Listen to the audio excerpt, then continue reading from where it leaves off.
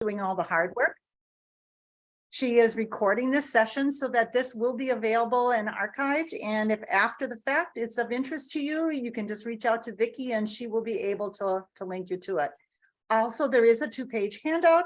If you have not already found that 2-page handout, go ahead and look in the chat and see if you can download those 2 pages. It will facilitate your following along with the session that we are presenting today. So the session that we are sharing today is called Equipping Families with Tools to Enhance and Extend Learning.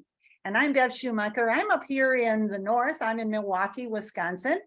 And Vicki, who is running the technology part of this operation, is in Texas. So we are delighted that you are here with us today. As I said, there is a 2-page handout. That information is on your handout, that slide.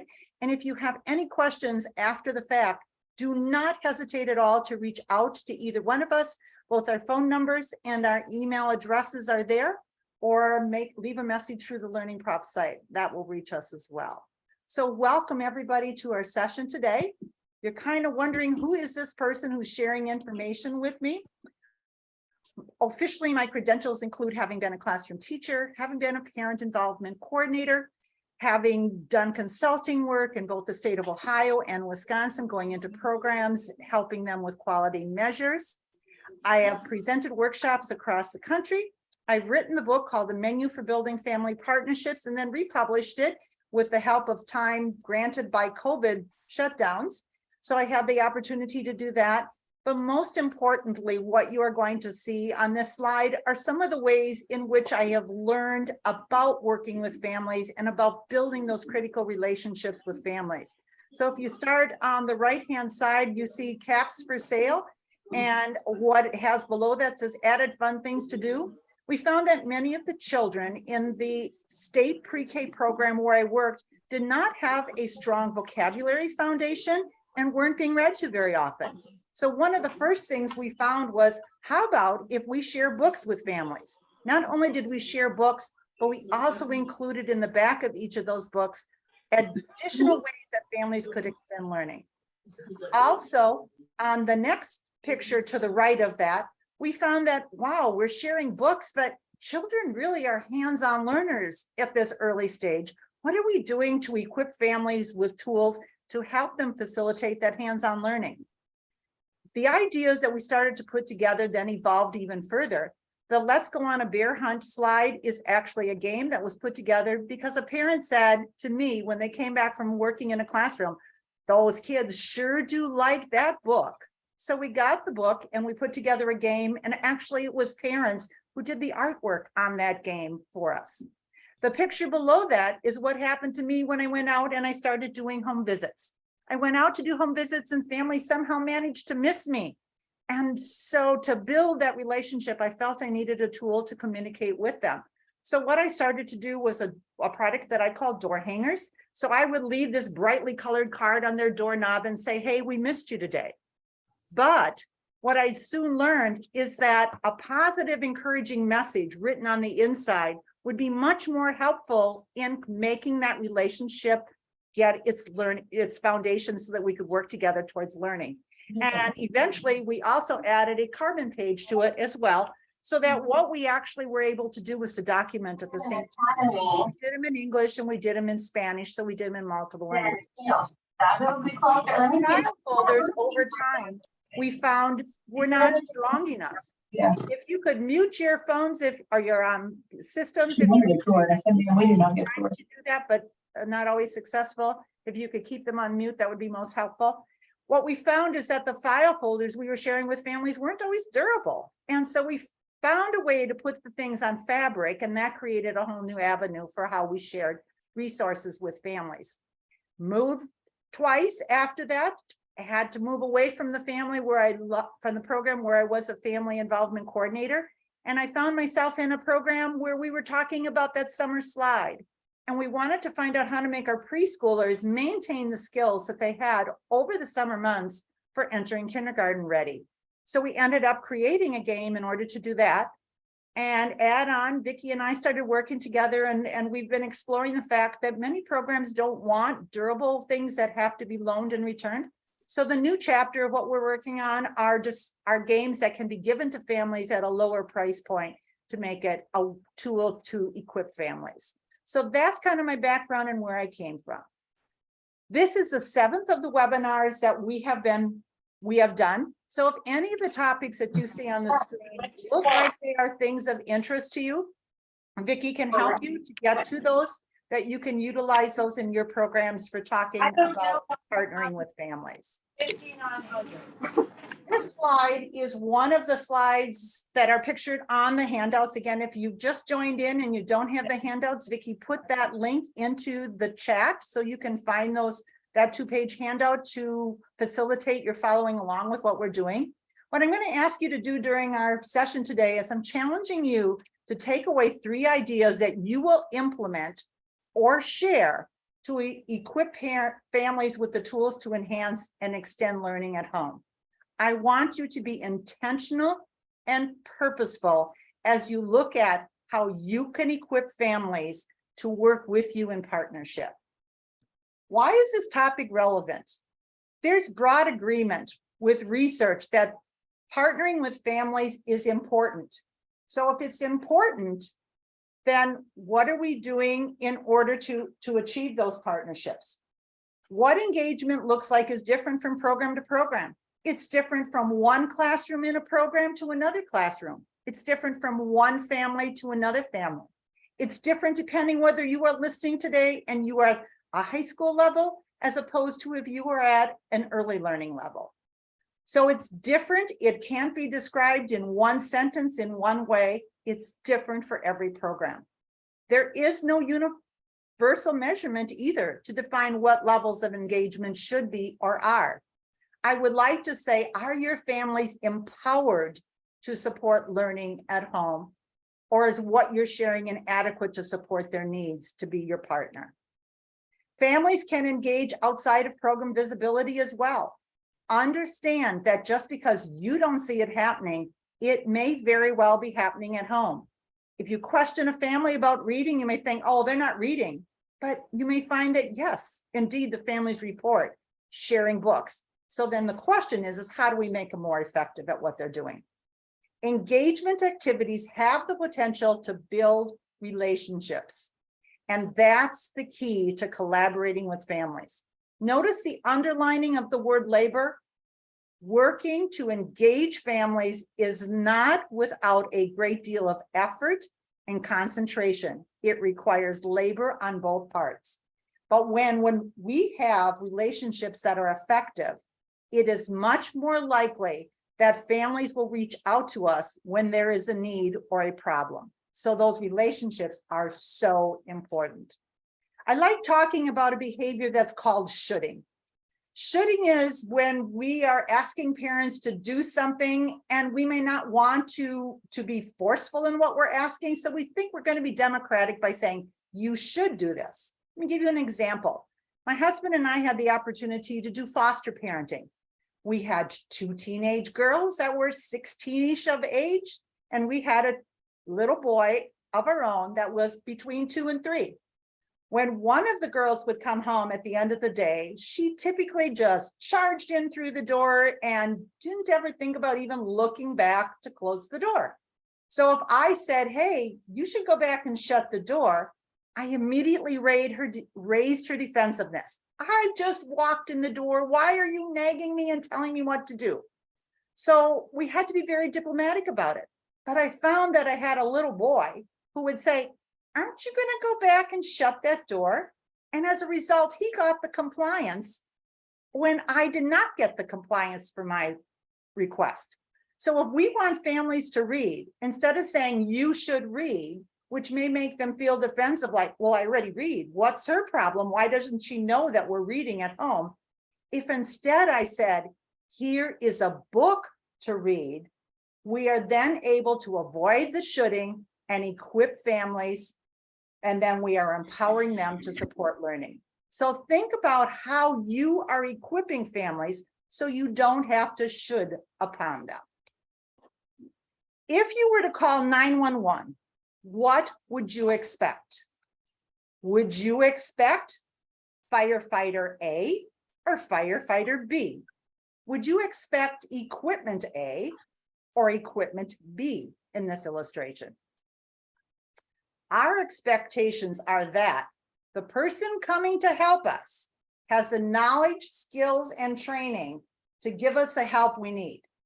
We also want to know that the person who is coming is equipped to give us the help we need with the tools and resources to perform the best possible services. So consider the question, how can you equip families to support learning? I am sure you already are doing some support to affect learning, but how can we be more intentional, purposeful, and effective? I had the chance to write a book. The Menu for Building Family Partnerships was a rewrite of a book I had done earlier. But in that book, we defined 5 different items to put on a menu. Why did we talk about a menu? Well, research says that a menu for healthfulness isn't just one thing, it's a variety of different food groups. If you go into a restaurant, rather than having you come in and say, well, lucky you, today we're serving, and just serve whatever you want? Or do we, as going into a restaurant, expect that they will give us a menu and we can pick and choose what we want or that is effective for us? I think we all would prefer to be able to say, this is what I choose to eat, and therefore have stronger ownership. So those are the 5 topics. We're really only going to talk about one very briefly about communication, and we're going to talk in great length about supporting learning at home, number 4. If this looks of that menu looks inviting and you would like to learn more, Vicki can give you information about ordering the book. It's $12.99. So strengthening communications. Parents find text and phone calls most effective for ongoing communication. So if that's what they find most effective, you would think that's what all the teachers do. But few teachers are using these methods of contact. 80% of parents say texting and phone calls are the most effective, but only 28 and 26% respectively of teachers say that these are the methods that they use. 77% of parents say email is most effective, and 62% say that their teacher is using that mode. What I'm trying to say is use a variety of communication methods, but by all means, be in communication with your families to find out what is working with them. It may mean that you use more than one approach for important messages that you need to send. If you'd like to know more about that research, it's from a group called Learning Heroes from 2020. And I gave you the link there. It's on your handouts that you can pursue that information and find out more about their research and what it says. But research should direct the kinds of things that we do and how we approach families. Another piece of the research from Learning Heroes is they find a large disparity between what parents believe in reality. 9 in 10 parents believe their child is at or above grade level in math and reading. Yet what percentage of 8th graders nationally do you think are at grade level in math? Pick A, B, C, or D. The correct response is B. Only 26% of 8th graders nationally are at grade level in math. So again, that's from Learning Heroes, and you can go and check that out a little bit better. What Learning Heroes did in a 2017 research project is they asked parents, what do you want?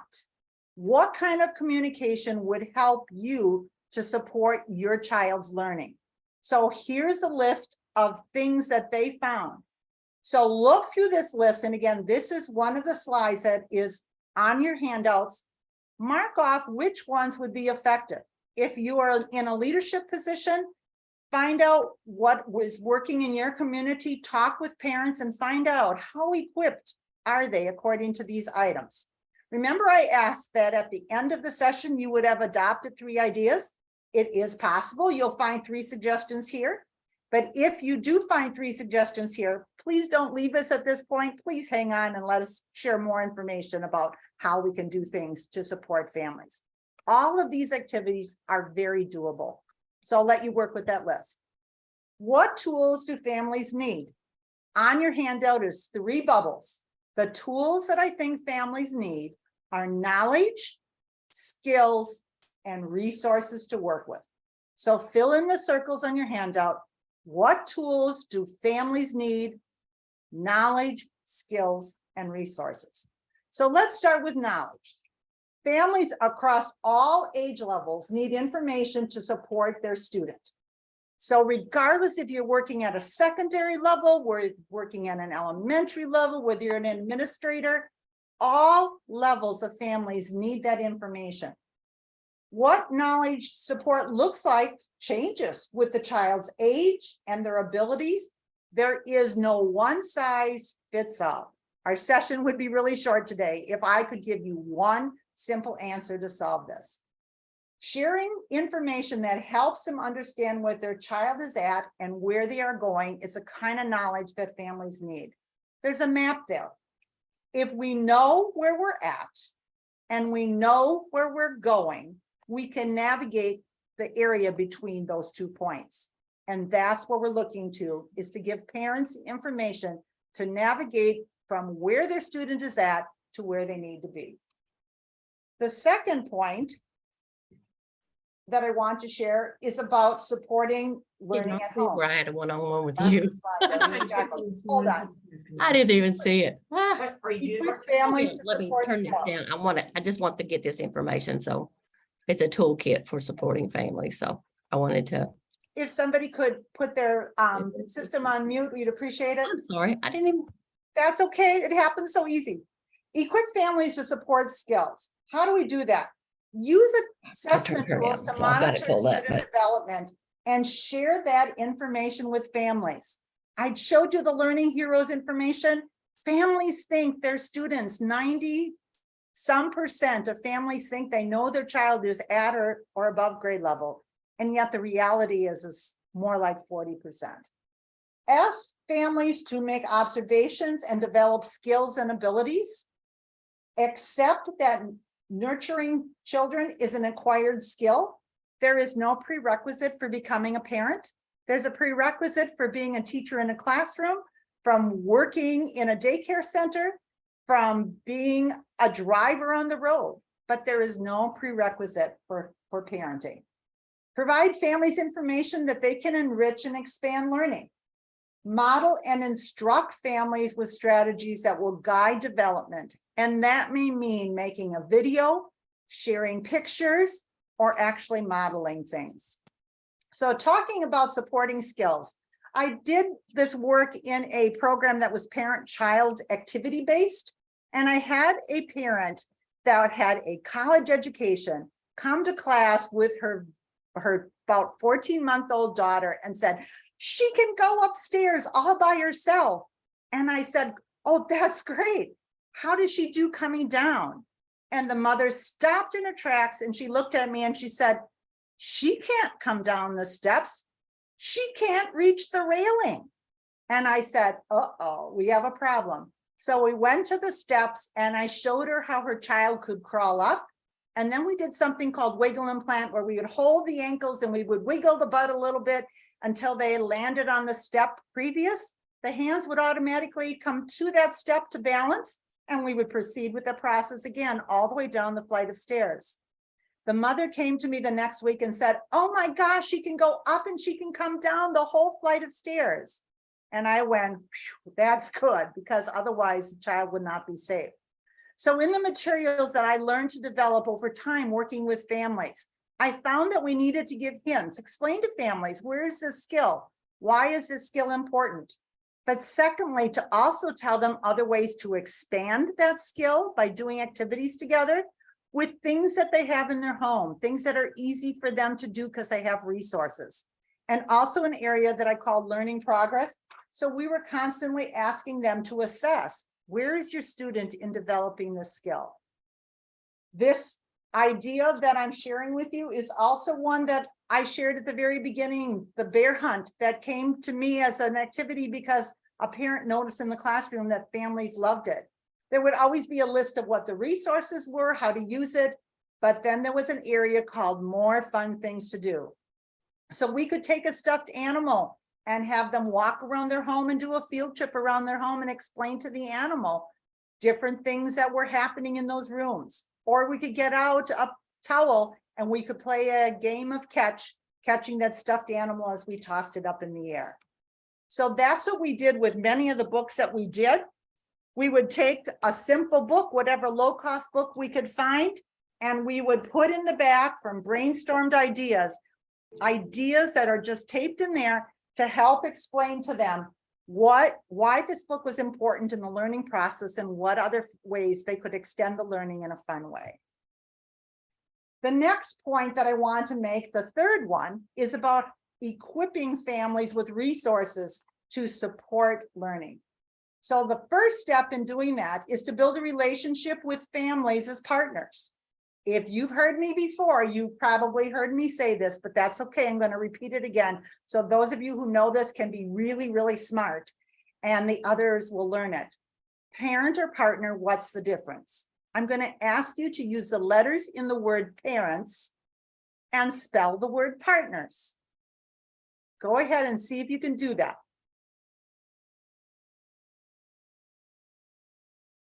Parents or partners, what's the difference? Notice a pairing of the letters. We can't finish spelling the word partner unless I give you one more letter. You need another letter R. The difference between a parent and a partner is you are the difference. Working with families is all about relationships. So on your handout, it asks you, parents or partners, what's the difference? Throw that letter R in there and realize it's all up to you. If you're not supporting them with the ideas, with the knowledge, with the skills, with the resources, then how do we expect families to make that step? What is a partner? There's a space there for you to define what a partner is. I highlighted the pieces I thought that are most important. It's a pair of people engaged together in the same activity. Partners are equivalent in power. One of you doesn't hold all the power. You both have the power. Both have contributions they can give to the activity. Working in partnership relationship means that you are respecting each other for what their expertise is that they bring to that relationship. Parents likely will not have the same qualifications as the staff do, but I guarantee you, families do know their child in a way that educators likely do not. We need to work together in partnership. Strengthen learning at home. Why share resources? I think I skipped one here. Hold on. Did I lose one? I did. I just changed something around. Having resources ready to use gives families that power to put into action an activity they otherwise would not do. Something that will cause them to use it, to enjoy it, and to learn. When resources are shared to students, their excitement increases the chance that they are used. A combination of materials addresses different types of learning styles. We have visual learners, we have auditory, and manipulative. When I sent home a book with a game, I've given them a visual and auditory experience with the book, but I give them a manipulative experience with the game. Sharing resources clearly communicates that programs want to support learning at home. If I send them a tool to use, I've empowered them to work with that youngster. Staff members have to maintain a role in helping to maintain the materials. Do they come back? Yes, I've seen over and over that learning resources do come back. But remember that not all families are resource rich, and that's the reason why some of the families are not working with their youngsters. There is a slide here that talks about some research in a book that's just come out. This is a book by Ann Henderson. It was released in November. And the comment that I'm sharing here is from a blog that she did. And the quote is so simple and so easy, but yet so hard to implement. When schools welcome families as partners, they develop a more inclusive, trusting, and collaborative culture across the board. As a result, children enjoy school, they do better in class, families gain confidence, they share important information with teachers. That summarizes why we do the work we do in equipping families. There's other books that Ann Henderson has published over the years. She is a excellent family engagement specialist and author. And some of those books have been the foundation of the work that I have done over the years and where I've gone for support and encouragement. So define your goals. Does the student and family share the same goals? From the time I've held each of my newborn children, I've said words like, I love you. And I continue to say that message over and over and over, even though all three are married and have families of their own. We need to continually state that goal, but we also want to share what we want. We want you to let us know if we can help you. We want you to stay in communication with us. I love you. I'm here for you. Foundations are built strong, are the best way to start. So build a foundation, then build your building upon it. But sometimes it doesn't work that way. So what you see in the middle picture is a really beautiful historic house that was about to be torn down. And somebody very kindly put that thing on wheels and they moved it to a new location. And when they planted that house, they then proceeded to build a basement underneath it. That is not the easiest way to do it. And it does raise all kinds of complications. But to them, I thank them greatly because for 15 years, that was a house that we painstakingly restored. Unfortunately, we moved on, but that was just a beautiful house that would have otherwise been destroyed. So build a foundation, but sometimes where the foundation isn't strong, we need to do work to build around it.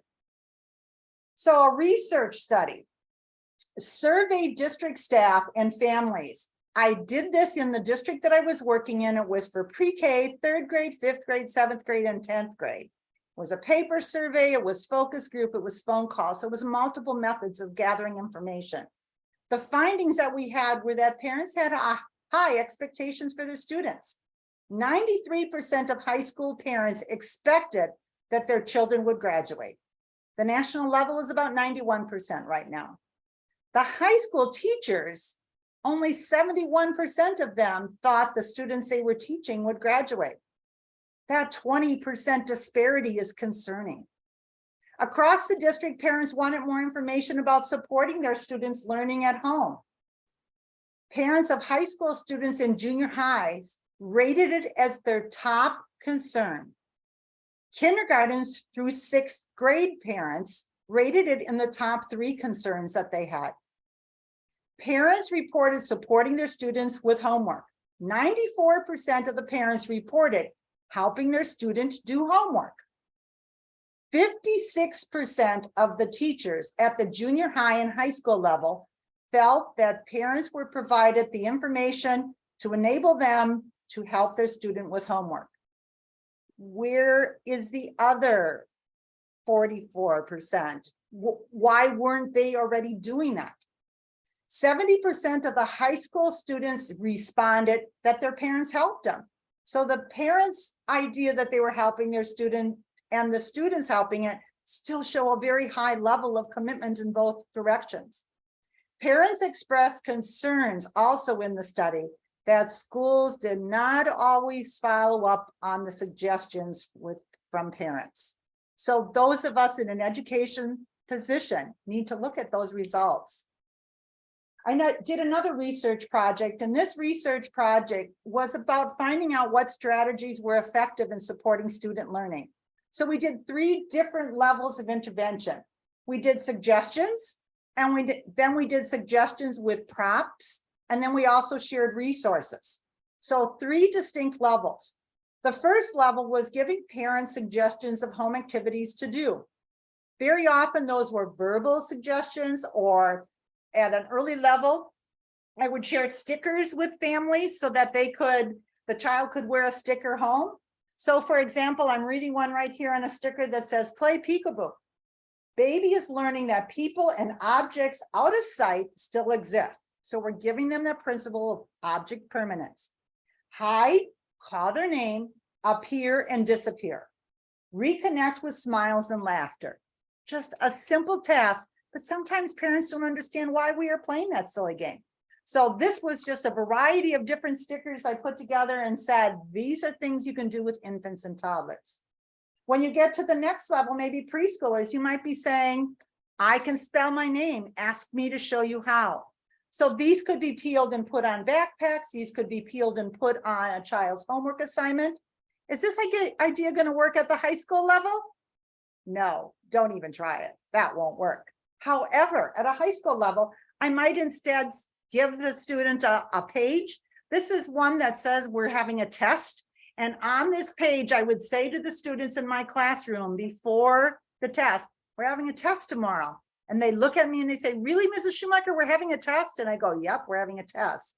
And I would say, what do you think is on it?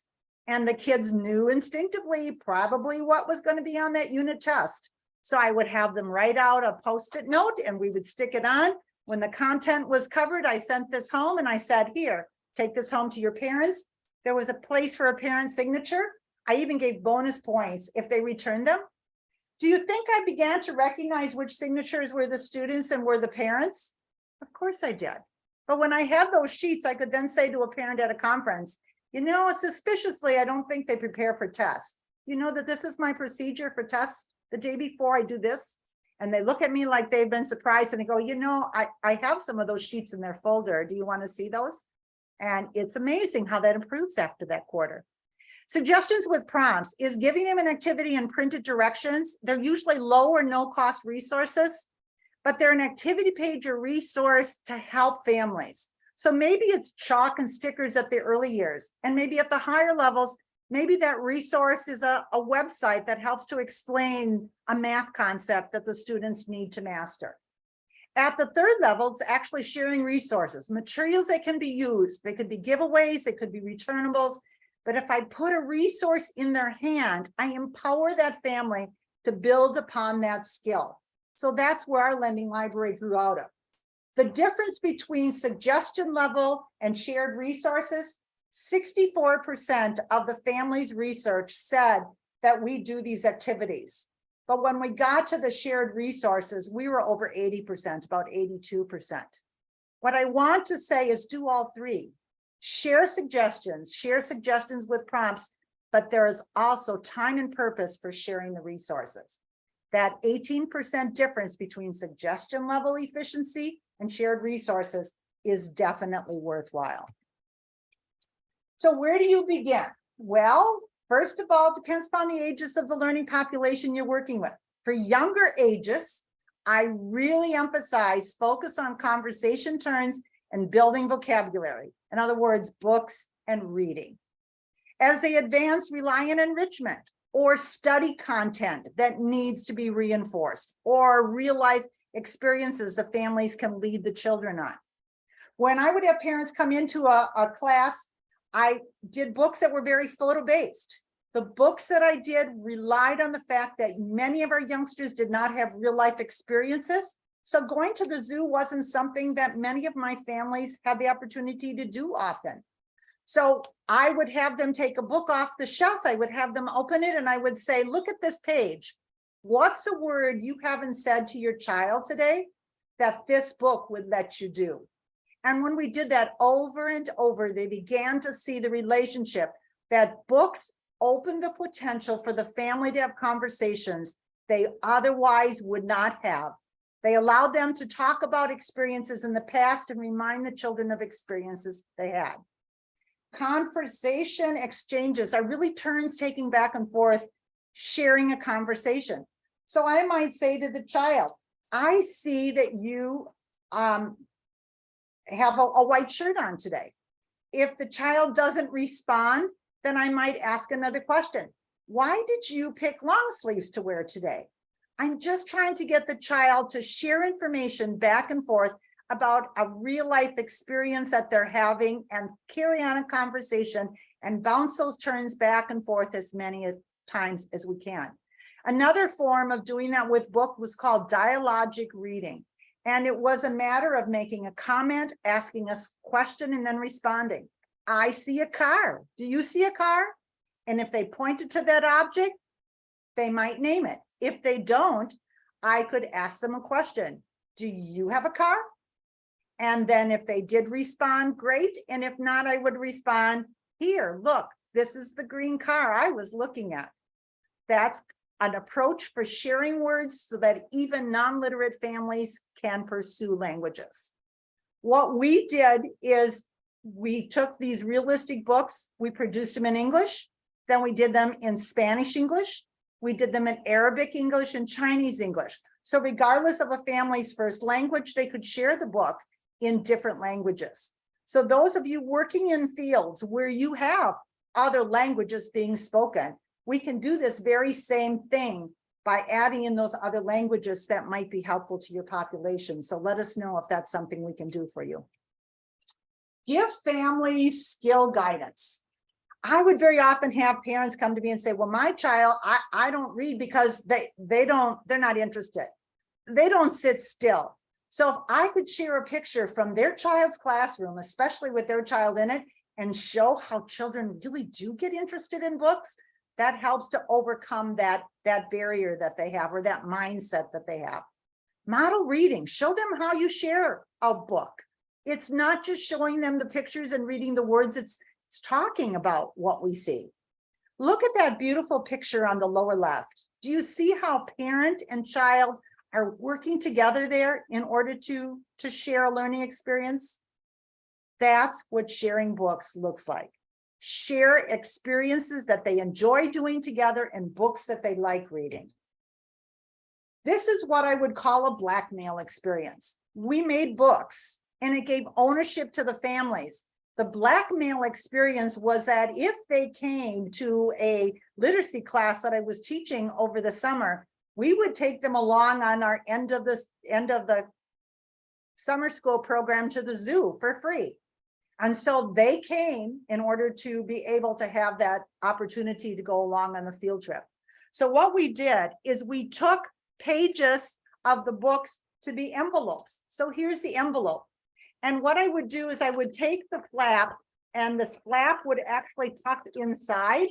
So now what I had was a place to put an answer. So on the front of the book, I gave them resources that they could look up the animals, things on the computer, books, etc. We found a picture of each animal and we found a description. And that description was taped to the front of the envelope with wide tape by each parent, and they put the picture inside. So as they took those home, they read them over and over with their children. And what I found at the zoo that last day humbled me immensely, because what I found was that the parents had become the expert. And they were able to say to their child, oh, that's an African elephant. Look at their ears. Look at the type of skin they have. And families were able to be the experts and the heroes in their child's eyes as they talked about all those different animals that we experienced that day. Make and take are magic. Please include make and takes in the work that you do. The reason a make and take works so well is when I help participate in the making, I have really strong ownership in it. And when I have ownership in it, I'm more likely to take it home and use it. So these are a variety of some things that could be done with egg cartons. So this is not a pre-K experience on the top left egg carton. Those are place values.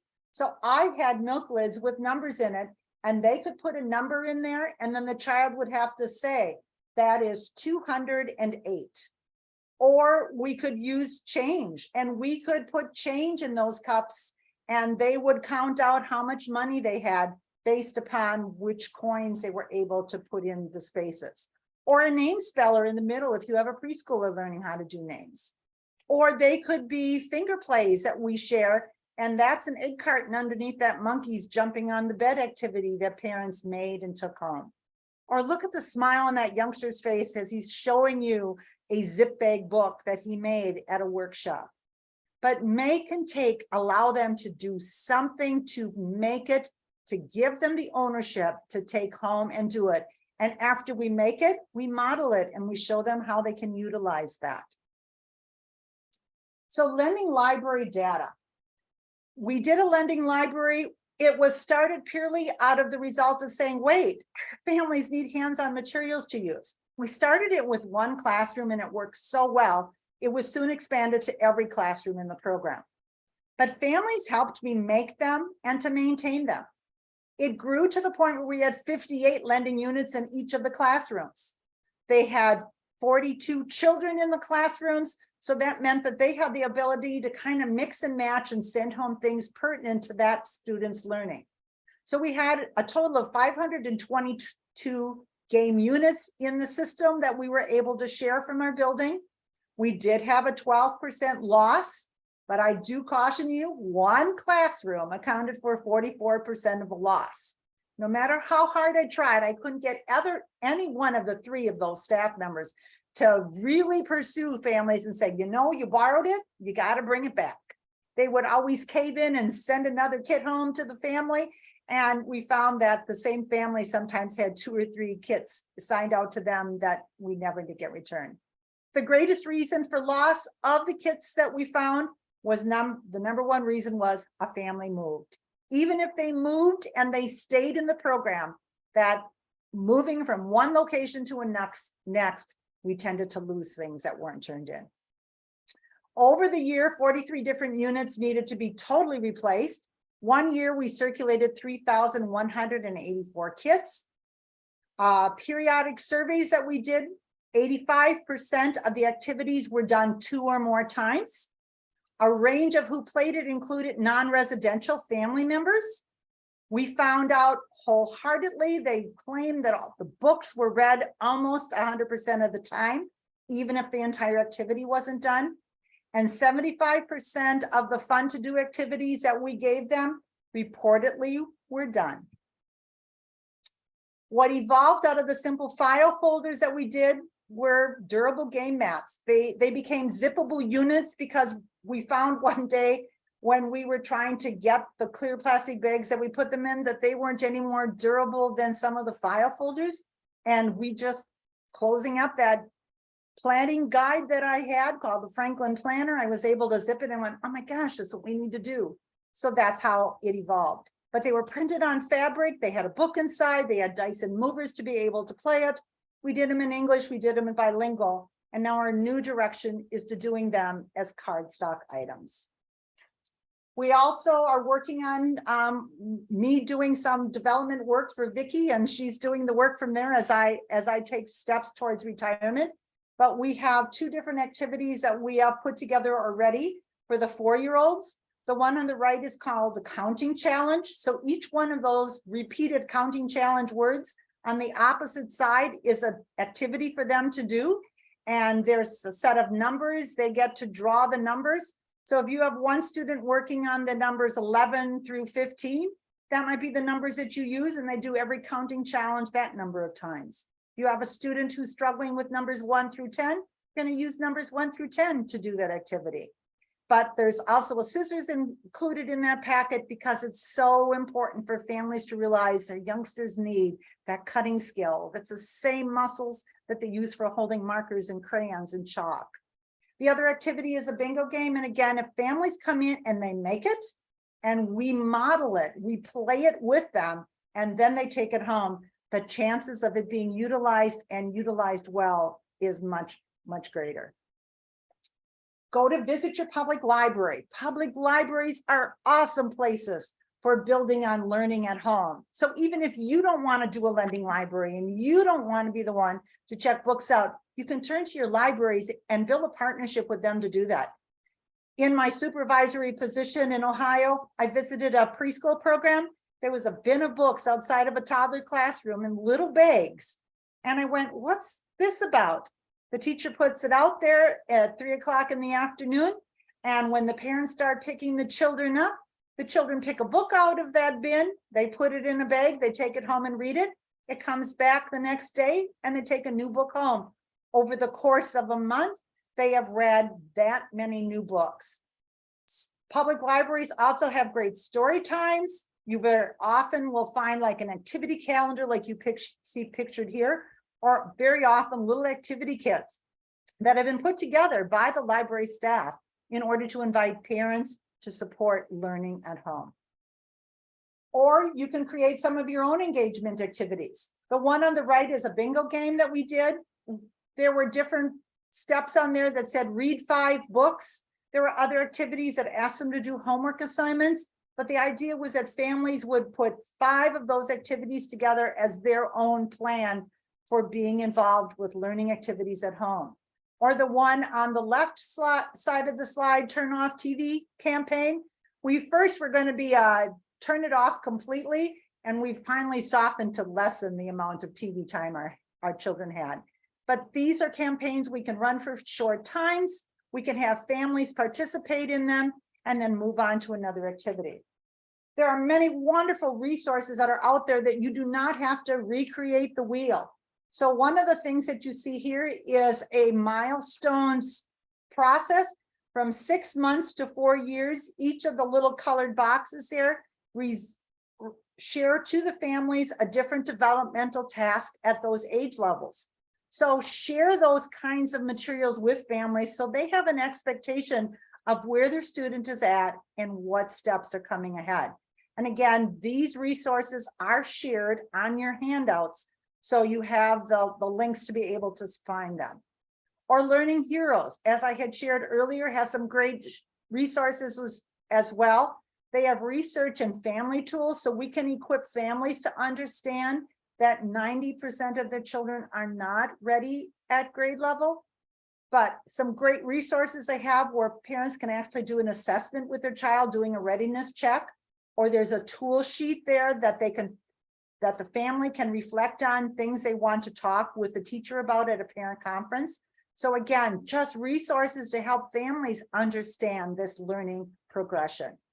Or there are tools from an educator standpoint as well. So you can link families to the website that they have. You can print and send home materials for them. Many different ideas for how you can utilize the resources that they're creating. And a variety of organizations have teamed together to do this Learning Heroes work and research. Here's another resource. This is a new one I just saw very recently. And this one is out of Harvard. Again, that is on your handout, that link. At this point, they have only done the 6-month to the 3-year level, but each one of those stages there has different games and activities that the parent can do. They are very photo-based. They're very easy for families to see, and they rely on resources that already are in the home for the families. There is to come yet more. For ages 4 through adolescence, they are still working on those sheets, but those will be available. So if you tune in to that site and you look at it, perhaps you can go back and visit again a little bit later and find the additional new pieces that are being developed. Reaching out in new ways. What is working for today's families? Talk to your families, poll them. It doesn't have to be an official research document. It doesn't have to be an online survey. It can be questions that you ask families as they come and meet you at the door to pick up or drop off their children, or when they stop in for an evening program. Talk with them and find out what is working for families. What technologies are out there that are offering new ways of connecting? COVID taught us that a lot of great things could be done by having parents join in a Zoom meeting, by doing one-to-one relationship building in that kind of a direction. Move from talking and move into some type of action. The stethoscope, if you haven't ever researched it, was actually developed by a Frenchman in the year 1816. It is a resource that is still used today and is still effective for medical care. But wouldn't we be silly if we turned our head on all the other kinds of equipment to help us diagnose and treat medical conditions today? Even if it's an overwhelming stock of materials for us, We know that the people we trust will be able to use those tools to our health advantage. So families are trusting you for the advantage of their student learning to help guide them to the tools and resources that are available out there to be utilized to equip learning. We're working on some new books and some games that will come with us. We're really excited. The Save Me book is just steps away from being able to be published. There will be 2 additional titles that we're waiting on our designer to have the time to work with. So there'll be one about Healthy Me, and there will be one called That's Me. So do watch for these new things. These are books that are being written, not quite as photo-based as the book that I showed you a little bit earlier, but each one does have photos that families can look at together. But the importance of safety and healthfulness and social emotional development doesn't begin in a classroom, it begins in homes. And that's why they are so important, and we're looking to provide resources for you to equip them to have those conversations at home. I told you at the beginning I was going to challenge you, and the challenge is that I wanted you to agree to take away 3 ideas of something that you could implement or share to equip families with tools to enhance and extend learning at home.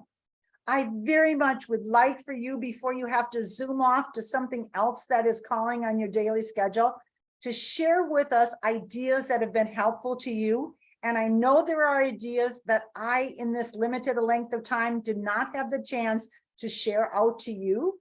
So I'm going to ask you to share a novel idea that you say, but she didn't talk about this, or she didn't do that. So I ask you to share those ideas with us, that as we share this out again and record this again, or share it at a conference, that we can share your best ideas that are working.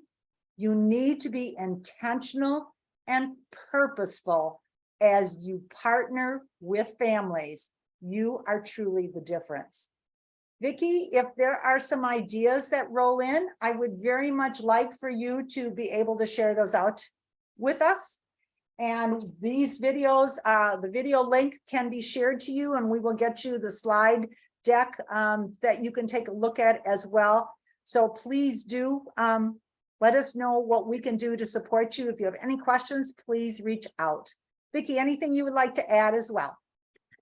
I want to thank everybody for showing up, taking out of their busy schedules this afternoon, and anything that we can do for you, please feel free to reach out to us. We also are, like we said, making additional books. We're having additional activities created right now. And if you have a particular program that you would like in your native or one of your children's or your students' native languages, we would be happy to try and work with you on that project too. Are there any suggestions being shared out there, Vicki? I don't have any suggestions at this time. We have a few folks that have asked for the PowerPoint presentation and the materials being aligned to the TEKS in Texas.